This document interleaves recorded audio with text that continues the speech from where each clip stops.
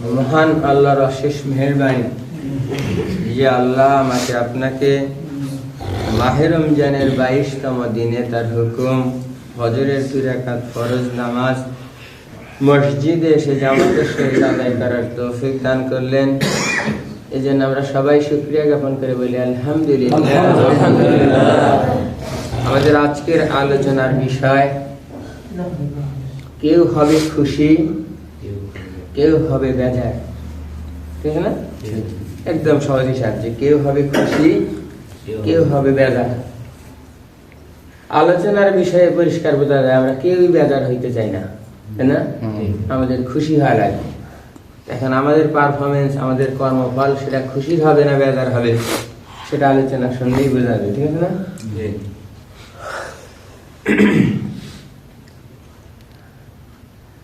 মুসলমান বা মুমিন হওয়ার প্রধান এবং প্রথম শর্ত কি?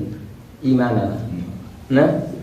তাহলে ঈমান আনার যদি মানে অত ব্যাখ্যা না করি, একবারে সহজভাবে বলা যায় যে ঈমান হলো কি?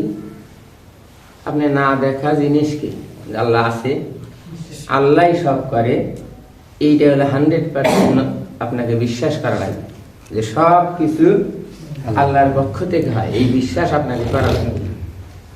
আর এই বিশ্বাসকে গাঢ় করার জন্যে, এই ঈমানকে মজবুত করার জন্য আর যে ইসলামের রকম যেগুলা বলে যে নামাজ, রোজা, হজ, যাকাত আর অন্যান্য যেগুলা বলে যেগুলা ভালো, এগুলা মন্দ, এইগুলো আপনি যথাযথভাবে যদি মানেন তাহলে আপনি 100% ঈমান হইল।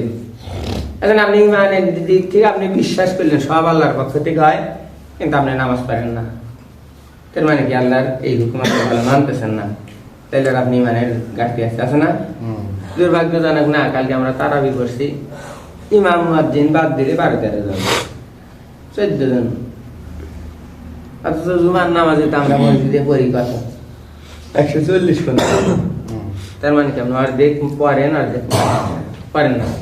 এটা এক ধরনের আল্লাহর সাথে ইয়ারকিমাস করার মতো ব্যাপার, ওটা তাই না?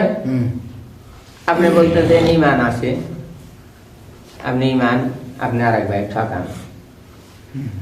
আপনার দরকার হইলেই, আপনার স্বার্থের জন্য হইলেই আপনি নর্মালি মিথ্যা কথা বলেন না, স্বার্থের দরকার হইলে মিথ্যা কথা বলেন, কোনো সমস্যা নাই। আপনি ওয়াদা দিয়ে ভঙ্গ করে ফেলার কোনো সমস্যা হয় না, এগুলো না? এগুলো কখনোই ঈমানের পরিচয় বহন করে না, তাই আছে না? আপনার প্রতিবেশীর হক আপনি নষ্ট করেন। আপনি নিশ্চিত জানতেছেন যে আমি এই কাজ করলে আমার এই ভাইয়ের কষ্ট হবে, ক্ষতি হবে, সে বিপদে পড়ে যাবো, তাও করতেছি আমরা হাসি মুখে। এটা কই আপনার ঈমান? এটা কি ঈমানের পরিচয়? ঈমানের পরিচয় এগুলো আমরা দেখতেছি, আলোচনা শুনতেছি, মাথা ঝুঁকাইতেছেন, বাইসটা সব ঠিক কইতেছে, কার যে নাই, তাহলে কাজ হবে? কাজে আনা লাগে। কারণ কি? আমাকে যাইতে হবে 3.5 হাত কবরে, যাইতে হবে না? এই যে এখন কবরস্থানও এখন উন্নত জায়গা হয়ে গেছে, কবরস্থান আর ভয়ের জায়গা নেই, কবরস্থান আর ভয়ের জায়গা নাই। আপনি ঢাকায় বানানি কবরস্থানে যদি 1000টা কবর থাকে, 990টা আছে টাইলস করা, এবং মানে লাখ লাখ টাকা দিয়ে কবর কিনতে হয়। এমন কবর মনে করেন যে একটা পিঁপড়া মাজুল পাওয়া কঠিন, আর অত দূর যাওয়া লাগবে না। আপনি রব্দে আসেন, একসময় কবরস্থানে সামনে দিয়ে আসলে ভয় লাগতো, কুকুর দেখি, কুত্তা মুত্তা, শিয়াল টিয়াল, আড়া জঙ্গলের মতো ছিল না, খুব ভয় ছিল। লাশ কবর দাফনকে এসে নাই, লাশ খাওয়া লাগবে। এখন আর কি সুন্দর গ্রেড বিম দিয়ে যেই অবস্থা করছে। আবার কালকে দেখলাম গাছ গুছ কাইতে ওকে লাইট লাগাইবে বলে, ঠিক আছে না? একদম আনন্দের জায়গা গেছে, কবর আর কোনো ভয়ের জায়গা নাই। প্রশ্ন হচ্ছে, আরে 3.5 হাত মাটির নিচে, 1 হাত মাটির নিচে কি হয়? হ্যাঁ, 1 হাত মাটির নিচে 3.5 হাত মাটির ঘর কারো হবে, কারো পর কারো হবে ফুলের বাগান, কারো হবে জাহান্নাম। 3.5 হাত মাটির ঘর, কারো আপন কারো পর, কারো হবে ফুলের বাগান, কারো হবে জাহান্নাম। আধার ঘরের সেই বাতিটাই মানে এলোমেলো করে ফেলাম যে এখানে আমল নামাই হবে, আমল নামাই হবে কবরের সেই বাতি। হ্যাঁ, কাফন আমার আপন, কবর আমার ঘাটি, ওই কবরে যেতে হবে, রইবে না কেউ সাথী। ঠিক আছে না? তাহলে আমি কি হবে, আমি আপনার অবস্থা কি জানেন? এই যে আছে বাংলাদেশের প্রেক্ষাপটে 95% পুরুষ মানুষের বিপদ।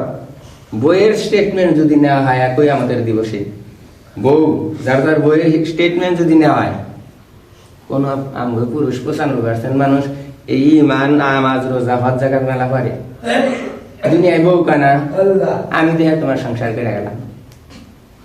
এটা কি বলবো? আমার বউ বলবে আমি দেখে তোমার এই সংসার করে গেলাম, তার মানে কি আমার বউ কি আমার বউ সন্তুষ্ট? আমার নামাজ রোজা হজ জাকাত মেলা করে, বউয়ের সে তো এই আপনার কেউ নাই, বাপ মা তো জন্মের ছিল সেটা নেই। বইয়ের যে স্টেটমেন্ট, বউ যদি স্বামীর প্রতি এই অভিযোগ কোনো কারণে কইরা ফেলায় কিয়ামতের দিবসে যে আমার হক আদায় করে নাই, আমার এই করছে, আপনার উপায় আছে? আমার উপায় আছে? আপনি নামাজ রোজার হজ জাকাতের কথা হিসাব তো অনেক পরে। কথাগুলো ঠিক না? তাহলে বউ কি ভাই, এই যে আমরা অনেক দেখি একজন মানুষ 26 বছর হলে সংসার করতেছে, মূল আলোচনায় কিন্তু আসেই নেই, 26 বছর হলে সংসার করতেছে। আপনি দেখবেন কোন গানে ঝগড়া আছে, একজন আর একজনের যে অভিযোগের তীর, একজন আর একজনের যে ভাষায় গালি গালাজ দিতেছে, আপনি আর শুনে আর চিন্তা করবেন তো 26 মিনিটই একসাথে এক ঘরে থাকার কথা না, অথচ 26 বছর হলে সংসার করতেছে, না? ঠিক না হানিফ ভাই কথা? এগুলো হলো বাস্তবতা। আমাকে ফিল করা লাগবে, আমাকে অনুভব করা লাগবে, আমাকে আমল করা লাগবে। যত কথাই বলি আমল করা লাগবে, চিন্তা করা লাগবে। আসি মূল আলোচনায় আরেক শেষ কথা বলি, এই যে ইয়ের ক্ষেত্রে কি বলে, আগে সহজবাদী স্কুলে হয়তো স্পোর্টস এবং বাগানে হয়তো আপনি দেখে রাখবেন খেলা আছে না, দৌড় প্রতিযোগিতা, একসাথে মনে করেন 15 জন এরকম লাইন দাঁড়াইছে, দৌড় দিবে, বাঁশি দিলেই দৌড় নাকি এই জায়গায় পৌঁছাইতে হবে, বাঁশি দিলেই পৌঁছাইতে হবে। বাঁশি দেওয়ার সারা 15 জন দাঁড়ান হয়তো প্রতিযোগিতায়, 15 জনের 10 জন দৌড় দেওয়া শুরু করছে, ফার্স্ট সেকেন্ড দূরের কথা, আর 5 জন মন কেন বাঁশি আর দিশাই বানাই, হাসির কথা নাকি, তাই না? 5 জন হলে দিশাই বানাই, দিশাই বানাই থাকে তো ফার্স্ট সেকেন্ড থার্ড তো অনেক পরে দিশাই বানাই। আমরা জান্নাত তো মেলা দূরে, আমরা দিশাই পাবো না, আমার অবস্থাও দেখবে আমরা দিশাই পাবো না। আর আন্তর্জাতিক ভাবে বললে কি বলে জানেন, এই যে সাঁতার প্রতিযোগিতা, বিশ্ব সাঁতার প্রতিযোগিতা, অমক কি কয়, বাংলাদেশ হিটেই বাদ, মানে পাড়া দূরের কথা হিটেই বাদ। আবার খেলা হইতো না যে এই দাগে পাড়া দিয়ে যায় সামনে যাইতে হয়, লাভ দিতে হয়, পাড়া বেড়ছে ডিসকালিফাই। আমরা হলো যে আমাদের যে পারফরমেন্স, আমাদের যে আমল, আমরা হলো ডিসকালিফাই। জান্নাত পাওয়া এখানে এত কিছু বেলা হার্ট করে বলার কথা, আপনার হতাশ হওয়া চলবে না, হতাশ হওয়া যাবে না, হতাশ হওয়া যাবে না, কারণ জান্নাত যে বানাইছে জাহান্নামও সে বানাইছে, আর এই জান্নাত আমি আপনি যদি না পাই দিব খাই। এখন সমস্যা হইলো আপনাকে বিবেচনায় আমলে নেওয়া লাগবে যে আমি কতটুকু করে যাইতে পারতেছি, আমার আপনার আলোচনায় বিবেচনায় নেওয়া লাগবে যে আমি আপনি কতটুকু করে যাইতে পারতেছি। আর এই করার ভিত্তিতে, চেষ্টার ভিত্তিতে আল্লাহ রহমানুর রাহিম নামের উসিলায় আল্লাহ দয়া করবে। ঠিক আছে না? আসি মূল আলোচনায়। আউযু বিল্লাহি মিনাশ শাইতানির রাজিম, বিসমিল্লাহির রহমানির রহিম।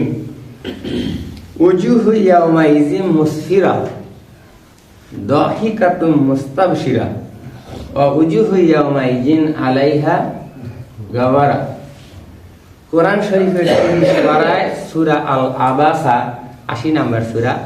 এই সূরা আল আবাসার 38, 39 এবং 40 এই তিন আয়াত যে উজুহু ইয়াওমাইযিন মুসফিরা, সেদিন বহু মুখমণ্ডল হবে হাস্যোজ্জ্বল, দাহিকাতুম মুস্তাবশিরা, সহাস্য এবং প্রাণ চাঞ্চল্য। অউজুহু ইয়াউমাইযিন আলাইহা গবারা, বহুমুখ মণ্ডল হবে ধূসর মলিন, ধূসরিত। তাহলে আমি যে সাবজেক্ট বলছিলাম যে কেউ হবে খুশি, কেউ হবে বেজার, এই আয়াতের অর্থই হলো এই যে কিয়ামতের দিন, অর্থাৎ আপনি যদি মনে করেন কবরের দিন, কারো হবে মুখ হবে হাস্যোজ্জ্বল, যে ঈমান নিয়ে কবরে যাইতে পারছে, আমল নিয়ে কবরে যাইতে পারছে, যে পাশ করার মতো, যার হাতে ডান হাতে আমল নামা দেওয়া হবে, তার মুখ হবে হাস্যোজ্জ্বল, খুশি আনন্দে এরে পরিপূর্ণ। সে হা হা করে চলে যাবে, দাহিকাতুম মুস্তাবশিরা, সে খুশি মানে হাসি মুখে চলে যাবে জান্নাতে। আর যার ফলাফলে রেজাল, মানে কাজ হয় নাই, ইমানের পরীক্ষায় মানে ফেল, আমলে শূন্য, তাহলে সে হবে ধূসর, তার মুখমণ্ডল হবে বেজার, কালো। ঠিক আছে না? একবার সহজ উদাহরণ দিয়ে এটা বোঝাই। এখন আর এইরকম নাই। আমরা যখন এসএসসি পরীক্ষা দিছি, শঙ্কর ভাই, আমরা এসএসসি পরীক্ষা দিয়েছি, আজকে এই অমুক দিন শোনা গেল যে এসএসসি পরীক্ষার রেজাল্ট দিবি, মানে ম্যাট্রিক পরীক্ষার রেজাল্ট দিবি।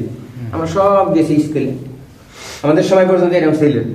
স্কুলে এই স্কুলে যা অপেক্ষায় মাঠের মধ্যে বসে আছে, অমুক স্যার গেছে রেজাল্ট আনতে, তাইছে না? এই রেজাল্ট আনতে কোন স্যার গেছে, সাইকেল নিয়ে আসবো, কি টেনশন। সে আইসা তারপরে একটা কাগজে টানায় দিবে, এটা ফার্স্ট ডিভিশনের চার্ট, সেকেন্ড ডিভিশনের চার্ট, থার্ড ডিভিশনের চার্ট, আবার ফেল, তাই না? ওটা তাই না? ওইখান থেকে দেখে যার রোল ফার্স্ট ডিভিশনে খুশি মহা খুশি লাগাইতেছে, সেকেন্ড ডিভিশন, থার্ড ডিভিশন, আর যে ফেল তার মুখ কালা। ওটা তাই না? তাহলে কিয়ামতের দিবসে এই চিত্র আপনার জন্য আমার জন্য অপেক্ষা করতেছে। তাহলে আমার আপনার পারফরমেন্স, ফলাফল, কর্মফল দিয়েই সেই চার্ট। কারণ আপনি যদি মনে করেন এখনকার মতো অনলাইনের মতো হয়ে যাবে, ঘরে বসেই আপনি টিপে দেখবেন কি রেজাল্ট আইছে, আসতে পারে আপডেট কি আরো হয়তো আসবে, উপরওয়ালা জানে। ঠিক আছে না? সব কথার শেষ কথা, আমাকে আমল করে যাইতে হবে। আর এই আমল এই আদা দিনা, আপনার জায়গা থেকে সর্বোচ্চ চেষ্টা করা লাগবে। আপনার মধ্যে যা হক কথা বলা, সত্য কথা বলা, অন্যায় অপরাধ থেকে বিরত থাকা, এগুলা করা লাগে। এখন আপনি এই সিদ্ধান্ত নেন আপনি কি করবেন, আপনি হাসতে চান না আপনি বেজার হতে চান। আল্লাহ পাক আমাকে আপনাকে সহিহ বুঝদান করুক। ঈমান আমলের বলে বলিয়ান হয়ে কিয়ামতের সেই কঠিন দিনে আমরা যেন হাসতে পারি, হাসি মুখে জান্নাতে যাইতে পারি, আল্লাহ সেই তৌফিক দান করুক, আমিন। আমাদের আজকের ইফতার যে মরহুম শাহজাহান কাকা, তার ছেলে সোহেলের পক্ষ থেকে আয়োজন করা হবে। এই কথায় কথায় সবাই, আমার মনে হয় খুব ভুল না করলে হয়তো রানা চাচাই হবে সেই দিনের ঘটনা। 1996 সালের তারিখ বলতে পারবো না, বার ছিল বৃহস্পতিবার। আমি আর এরকম সোহেল বা বাগানে বসে আছি, এই কাকাই দেখলাম যে হয়তো 2:30-3টা বাজে এই সময় রওনা দিয়ে গেল হাটখোলা। তিনি আসলাম, উনি হোমিও ডাক্তার ছিলেন। এই ঠিক 1 ঘন্টা পরে, 1 ঘন্টা পরে এই রানা চাচাই হবে হয়তো বা এসে যে তো বাড়ির সামনে এসে বলতেছে, যা দৌড়াও দেওয়া তোমার বাপ লাইন কি গেছে, এই অভিহন্তিকা দৌড় যা দাঁড়াদাড়ি করে নিয়ে আসতেছে, বড় ডাক্তার বাড়ির কাছে আছে তখন পর্যন্ত নিয়ে আসতেছে। আসলে মারা গেছে তখনই। এখনকার সময় হলো যেমন স্ট্রোক, হার্ট অ্যাটাক, অমুক তমুক, তখন এতটা প্রচলন ছিল না, এরকম এসে নিয়ে আসছে। তো এই সিন আমার কাছে এখনো চোখে ভাসে সেই দিন। অথচ এই বছর হয়ে গেল 30টা দিন এইভাবে। এই যে আমরা এই কথাগুলো এতগুলা বলি কে জানেন, 30 বছর হলো না কবর, শাহজাহান চাচার কবর বান্ধা আছে। কি আছে কবরে? মানুষ তো হয়তো খুঁজলে আপনার পাওয়া যাবে না, হাড় কঙ্কাল হাড্ডি, তাই না? কিন্তু তার যদি শাস্তি হইতে থাকে তাই কি হবে? এত লম্বা টাইম বলতেছে, আরো কত হাজার বছর থাকতে হবে কে জানে। তাহলে এই পথের যাত্রী আমরা সবাই, ঠিক না? তাহলে আমার আপনি বিবেচনা করা উচিত না? এই খালি যদি আলোচনার মধ্যেই থাকে হবে না, আপনাকে আমলের রূপ নেওয়া লাগে। আল্লাহ পাক কবুল করুক। আল্লাহ।